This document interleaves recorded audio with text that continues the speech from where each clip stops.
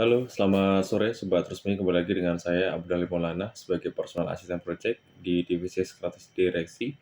Pada minggu ini saya belajar mengenai manajemen aset, diambil dari artikel dari klikbaca.id yang dimana ini adalah membahas terkait aset manajemen dari pengertian, kemudian ada tujuan dari yang dipaparkan oleh manajemen aset dan juga fungsinya untuk perusahaan juga ya pastinya.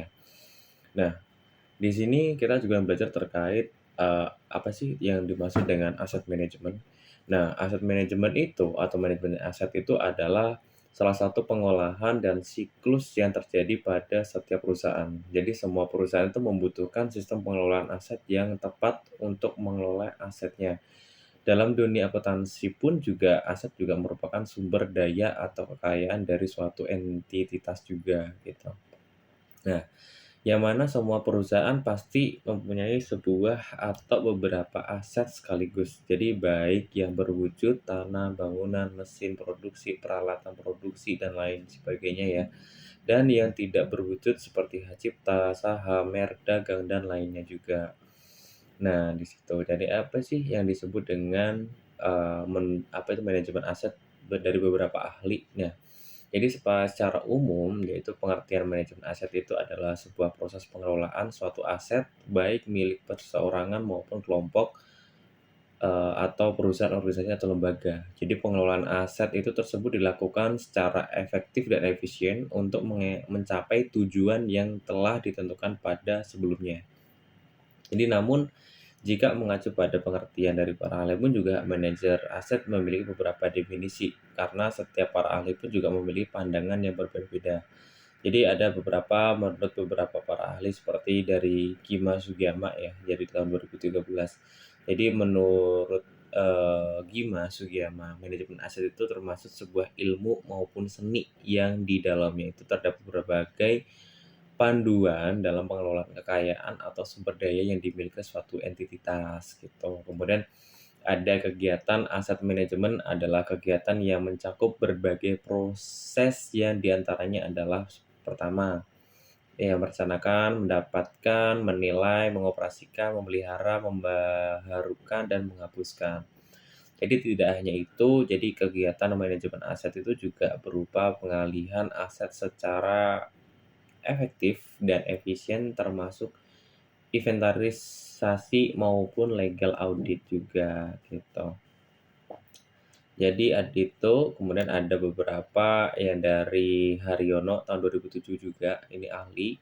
Kemudian Haryono itu juga manajemen aset adalah sebuah proses kegiatan yang terstruktur yang di dalamnya itu juga mencakup semua aset sebagai sumber daya dalam mendukung penyediaan pelayanan.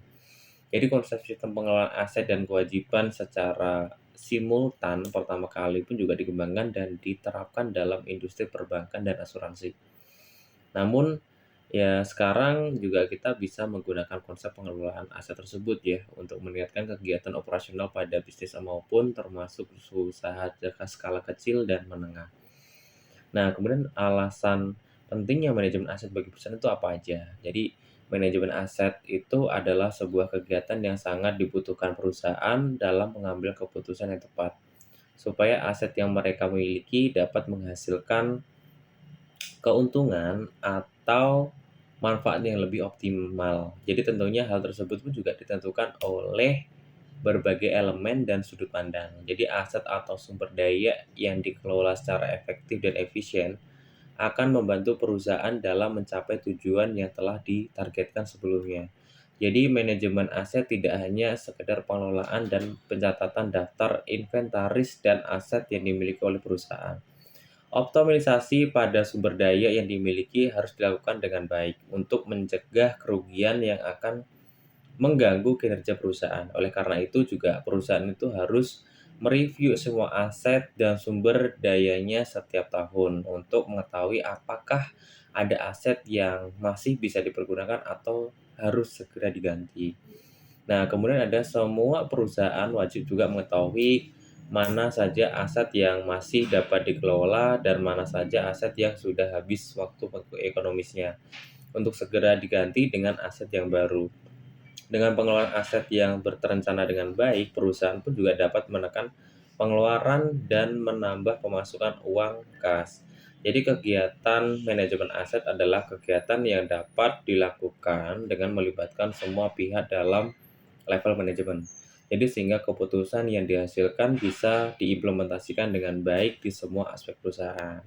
Jadi jika diibaratkan, perusahaan itu harus mempertimbangkan aset dan liabilitas atau account payable sebagai kombinasi untuk menciptakan keuntungan dan meminimalisir risiko bagi bisnis tersebut. Jadi perusahaan harus betul-betul dapat memanfaatkan aset bisnis dengan efektif dan efisien untuk menghasilkan profit.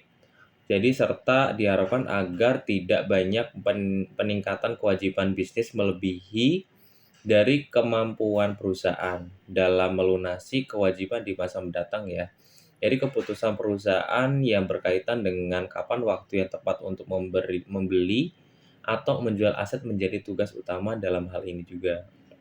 Nah, setelah mengetahui pentingnya manajemen aset bagi perusahaan, penting juga untuk mengelola pajak perusahaan. Jadi pengelolaan pajak perusahaan dapat dilakukan dengan mudah menggunakan aplikasi pajak juga ya. Nah, kemudian fungsi dan tujuan manajemen aset untuk perusahaan. Jadi dalam melakukan berbagai hal terutama yang berkaitan dengan bisnis, tentu ada hal dasar yang menjadi tujuannya, termasuk dalam penerapan manajemen aset pada sebuah perusahaan. Jadi oleh karena itu, banyaknya fungsi dan tujuan diterapkan manajemen aset membuat setiap perusahaan selalu menggunakan konsep tersebut. Jadi ada beberapa fungsi dan tujuan manajemen aset adalah sebagai berikut ini beberapa poinnya ya. Yang pertama itu menjaga nilai aset yang dimiliki perusahaan, yang kedua memantau terjadinya penyusutan aset perusahaan, ketiga mempermudah perusahaan dalam membuat anggaran, keempat, mencegah perusahaan melakukan pembelian yang berlebihan, kelima, menciptakan manajemen risiko, keenam, meningkatkan keamanan aset yang dimiliki perusahaan, ketujuh, menjadi bagian penting dalam penyusunan neraca akuntansi. Kemudian itulah jadi beberapa materi pembelajar terkait manajemen aset.